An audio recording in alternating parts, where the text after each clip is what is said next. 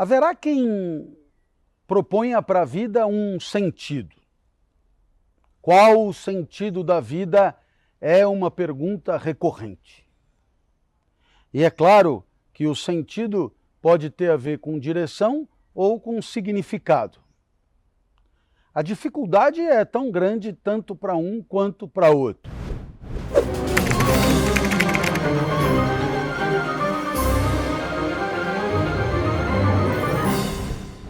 O certo é que no meio dos grandes sentidos da vida, muitos de nós encontram, digamos, propostas intermediárias de meio de caminho que chamam de propósitos.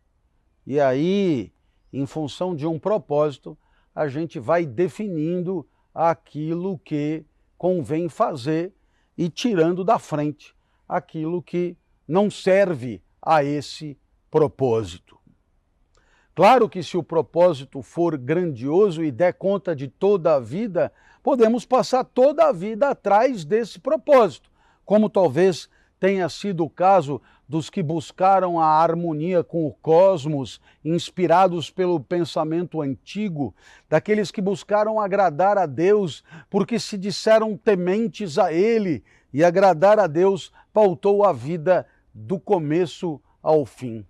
Haverá aqueles que tenham encontrado propósitos eles mesmos, como o de buscar uma sociedade sem classe, uma sociedade democrática, uma sociedade respeitadora dos direitos humanos, e aí você percebe que todas essas soluções existenciais apontam para um caminho que podemos percorrer aqui mesmo. Existe, portanto, nessa história alguma coisa de muito interessante a considerar. Por quê? Porque quando temos um propósito, né, nós temos alguma coisa que ainda falta, porque não alcançamos, mas temos alguma coisa que não falta mais, que é o propósito imaginado por nós, suposto por nós, presumido por nós.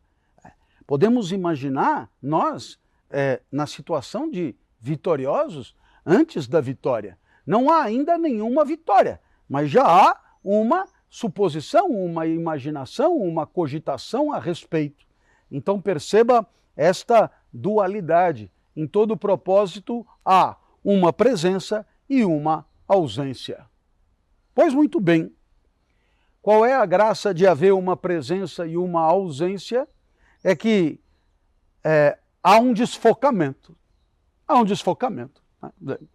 A partir do momento que você busca o que não é ainda, você imagina o que não é ainda, você tem na sua mente o que não é ainda, e essa sua mente, portanto, está povoada por um imaginário distoante do mundo percebido, do mundo à sua volta, do mundo que está diante de você. E aí existe essa fragilização existencial óbvia, que é você não estar onde você está. Pior ainda, não querer estar onde você está. Não querer estar onde você está. Isso me faz lembrar, então, de uma proposição muito clara dos homens do mundo corporativo, que a vida será tanto mais eficiente quanto mais claro for o propósito, porque só um propósito permite tomadas de decisão coerentes com esse propósito e, portanto, uma vida bem-sucedida, uma vida aplaudida, uma vida de sucesso, é uma vida em que o vivente realiza seus propósitos, propósitos esses socialmente aceitos e aplaudidos, e aí, então, esse alguém pode se considerar um vitorioso. Mas o tempo inteiro, ao longo do processo, ele terá, de um lado, o mundo onde a vida está e o mundo por ele desejado, o mundo por ele buscado, o mundo por ele almejado, e ele estará só 50% na vida vivida e os outros 50% numa espécie de delírio projetado. Então, conclusão a que chegamos, a conclusão de que uma vida sem sentido, uma vida sem propósito, ela não é, como queria Schopenhauer, sinônimo de tédio, sinônimo de enfado, sinônimo de desgraça existencial, né? Não. Uma vida sem propósito é libertadora. Ah, claro!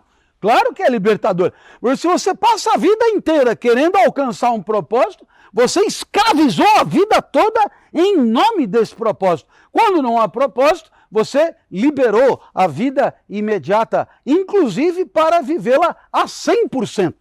Porque você, não tendo propósito, não precisa pensar nele. Ha! Espetacular. Em outras palavras, a única chance que eu tenho de desfrutar 100% com intensidade desta aula que você está assistindo é não ter nenhum tipo de propósito a ela vinculado. Uau!